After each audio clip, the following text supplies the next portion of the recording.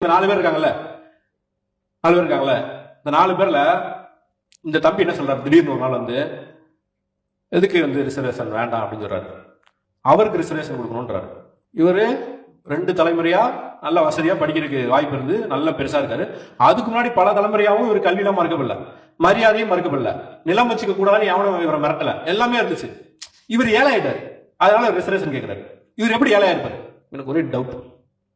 நிலம் வச்சுக்க உரிமை இருந்துச்சு இல்ல, படிக்கிறதுக்கு உரிமை இருந்துச்சு, சமூகத்துல மரியாதை இருந்துச்சு. இப்ப இவர் ஏழை, எப்படி ஏழையா எப்படி ஏழையா இருப்பாரு?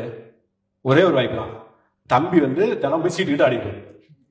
இல்ல படிக்க மாட்டேன், எங்க தாத்தாவெல்லாம் வந்து அந்த காலத்திலேயே எப்படி இருந்தார் தெரியுமான்னு சொல்லிட்டு ஜாலியா சுத்திட்டு படிக்காமே சுத்திட்டு இருப்பாரு. இப்ப என்னன்னா, இவர் தினம் ஜாலியா இருந்துட்டு சாயந்தரம் போய் நல்லா என்ஜாய் பண்ணிட்டு வாழ்க்கைய படிக்கிறது தேவையில்லைன்னு முடிவு பண்ணிட்டாப்ல. தாத்தா சத்தப்புறம் காலி பண்ணிட்டாரு, அப்பா சத்தப்புறம் காலி பண்ணிட்டாரு. இவர் படிக்கல. இதுக்கு நான் என்னைக்கா பொறுப்பேற்றுக்க முடியுமா? நீங்க யாராவது பொறுப்பேற்றுக்க முடியுமா? ஏத்துக்க முடியுமா? முடியாது. அப்ப இவர் படிக்காம போனதுக்கு சமூகம் காரணம் இல்ல, இவர் ஏழையா இருக்கிறதுக்கு சமூகம் ஒரு நாள் காரணம் இல்ல. ஏன்னா சமூகம் இவரை படிக்கிற தடுக்கவே இல்லை, சமூகம் வந்து நிலத்தை பறிக்கவே இல்லை, சமூகம் இருந்து மரியாதை பறிக்கவே இல்லை. எல்லாம் கொடுத்து இவர் ஏழையா இருந்தாருன்னா, தலைமுறை தலைமுறையா எல்லாம் கொடுத்து இவர் ஏழையா இருக்காருன்னா யார் பொறுப்பு? அவர் தான் பொறுப்பு. கரெக்டா? இப்ப இவங்க எல்லாருக்கும் நமக்கு வந்து பவர் சென்டரோட எவ்வளவு அக்சஸ் இருக்குன்னு பாக்கலாமா? அப்படி எல்லாரும் இந்த பக்கம் திரும்புங்க, என் பக்கம் திரும்புங்க. ஓகே, இப்ப நான் அதிகாரம் நினைச்சுங்க. ஓகேவா? இப்ப இவங்க எல்லாரும் அதிகார மையத்துல இருந்து எவ்வளவு தூரமா இருக்காங்கன்னு பாக்கலாம். இப்ப இருக்கல யாருக்கு அதிகாரம் பக்கத்துல இருக்கு? யாருக்கு இருக்கும்? இவருக்கு தான் இருக்கும். யாருக்கு இருக்கல அதிகார மையம் தூரமாக இருக்கும்? அவருக்கு தான் இருக்கும். இப்ப சொல்லுங்க, இந்த 4 பேர்ல யாருக்கு ரிசர்வேஷன் தேவைப்படும்?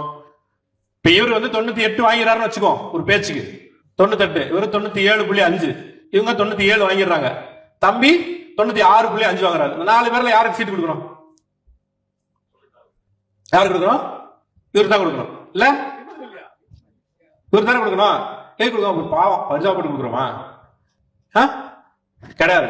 எதுக்கு கொடுக்குறோம்னா, இவர்கிட்ட வந்து படிப்பு கொடுங்கீங்கல்ல, இவர்கிட்ட வந்து மரியாதை கொடுங்கீங்கல்ல, இவர்கிட்ட நிலம் வச்சிருக்கூடாதுன்னு சொன்னீங்கல்ல, தலைமுறையாக இவருக்கு நீங்க தராம இருந்தீங்கல்ல, அதை காம்பன்சேட் பண்றீங்க. அப்ப அதுக்கு பேர் என்ன?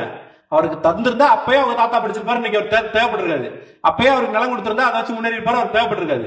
இப்ப இவருக்கு நீங்க தர்றது வந்து தடுத்து வச்சு திருப்பி தரும்போது அதுக்கு பேர் என்ன? உரிமை. பரிதாபப்பட்டு தம்பி பாவம் கஷ்டப்படுறாப்லாம் நீங்க யாரும் தரல. நீங்க முதல்ல எல்லாரையும் சமமாக நடத்திருந்தீங்கன்னா அந்த உரிமை அவருக்கு லேடல, அவர் ஈக்குவலா இருந்திருப்பாரு, இன்னைக்கு சரியாக எல்லாரோடையும் சேர்ந்து போராடுவதற்கான வாய்ப்பு வந்திருக்கும். அப்படி கொடுக்கல, அதனால இன்னைக்கு நாம அதுக்கு தர்றோம், அவ்வளவுதான். அப்ப இதற்கு பேர் உரிமையை வழங்குதல்.